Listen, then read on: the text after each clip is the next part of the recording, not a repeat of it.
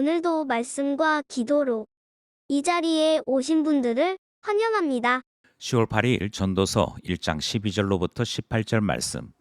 인간의 지혜, 추구의 한계. 지금부터 본문을 읽겠습니다. 나 전도자는 예루살렘에서 이스라엘 왕이 되어 마음을 다하며 지혜를 써서 하늘 아래에서 행하는 모든 일을 연구하며 살핀즉 이는 괴로운 것이니 하나님이 인생들에게 주사 수고하게 하신 것이라. 내가 해 아래에서 행하는 모든 일을 보았노라. 보라, 모두 다 헛되어 바람을 잡으려는 것이로다. 구부러진 것도 곱게 할 수 없고 모자란 것도 셀 수 없도다. 내가 내 마음속으로 말하여 이르기를 보라, 내가 크게 되고 지혜를 더 많이 얻었으므로 나보다 먼저 예루살렘에 있던 모든 사람들보다 낫다 하였나니 내 마음이 지혜와 지식을 많이 만나 보았음이로다. 내가 다시 지혜를 알고자 하며 미친 것들과 미련한 것들을 알고자 하여 마음을 썼으나 이것도 바람을 잡으려는 것인 줄을 깨달았도다.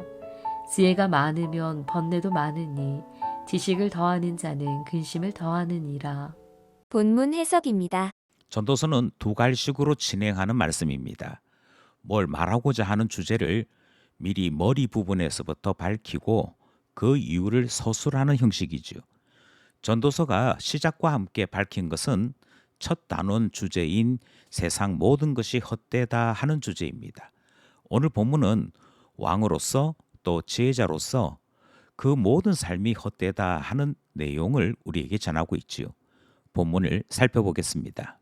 첫 문단은 12절로부터 15절입니다. 지혜 추구의 한계. 첫 문단에서 전도서를 기록한 저자는 자신을 소개합니다. 먼저 예루살렘에서 왕이 된 사람이다.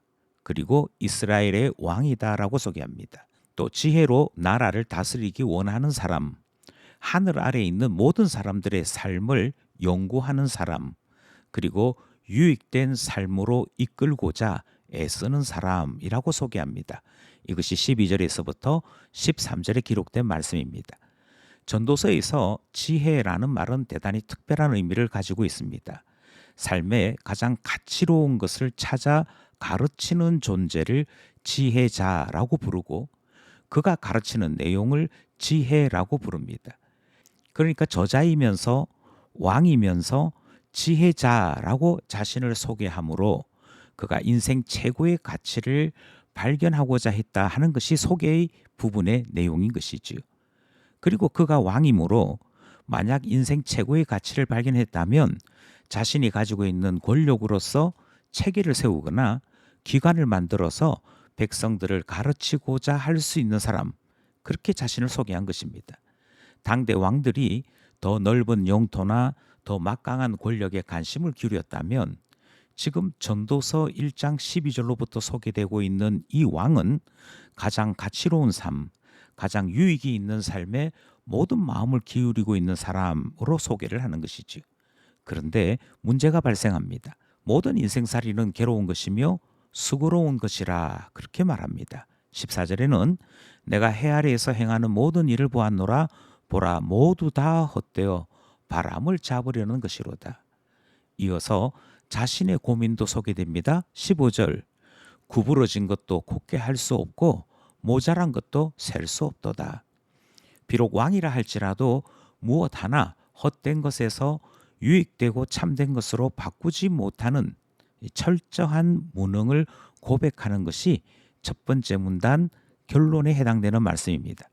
아마 오늘날 이 말씀은 어른이나 부모나 사업주 등에 해당될 것입니다. 청소년 시기에 왕과 같은 존재는 어른입니다. 그래서 청소년들은 종종 내가 어른이 되면 이렇게 살겠다 이런 소리를 외치지요. 그러다 막상 어른이 되고 나면 허무한 삶, 헛된 삶을 되풀이하고 맙니다. 자녀들 또한 마찬가지지요. 부모를 왕과 같이 막강 권력을 지닌 존재로 생각합니다. 그러나 부모가 되어 자녀를 가르치려고 보면 오늘 말씀을 심하게 공감하게 되지요. 직원으로 있을 때 사업주가 되는 게 꿈입니다. 그러나 막상 사업주가 되면 따박따박 월급 받는 인생이 더 나은 것이 아닌가 생각하게 됩니다. 그럼에도 역시 인생은 쓸데없는 것에 힘쓰고 허무한 것에 마음을 쏟다가 그만 모든 인생을 끝내고 마는 헛된 존재라는 탄식으로 첫 번째 문단이 마감하고 있는 것이지요. 우리는 이 탄식을 말씀을 통해 들으면서 어떻게 헛된 인생에서 벗어날 수 있는가 하는 질문을 가지게 되는 것 아니겠습니까? 그래서 전도서는 지혜서입니다. 헛되지 않은 삶은 어떤 것인지 묻는 것이지요.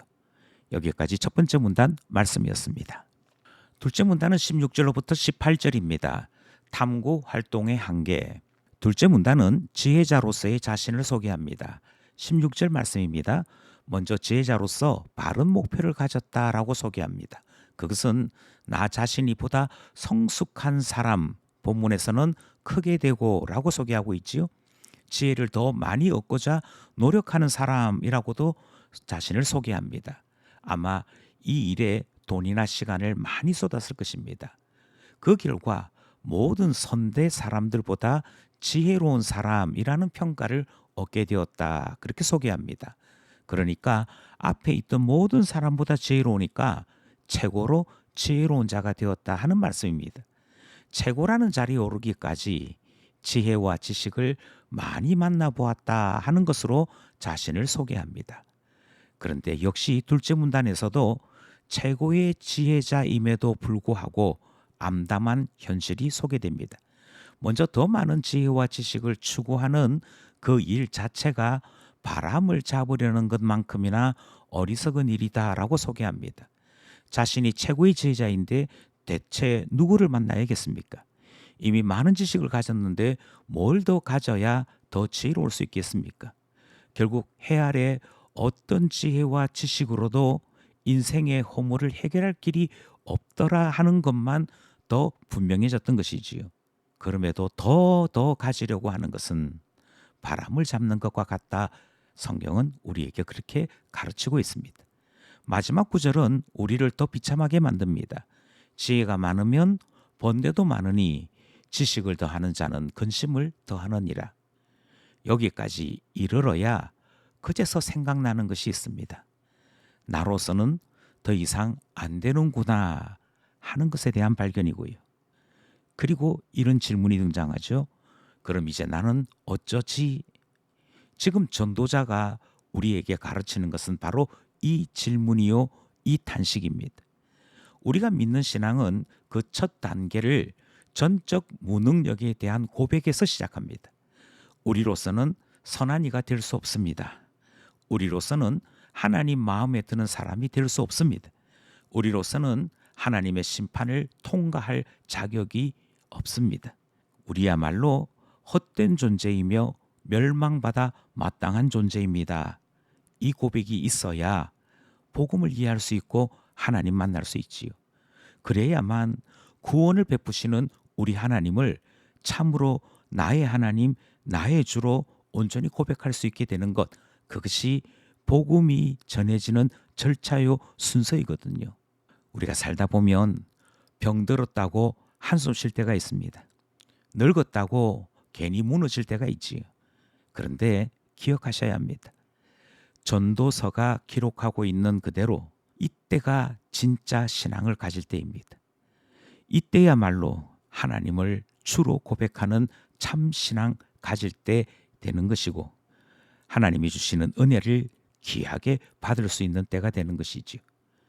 전도서는 이렇게 복음을 전하고 있습니다.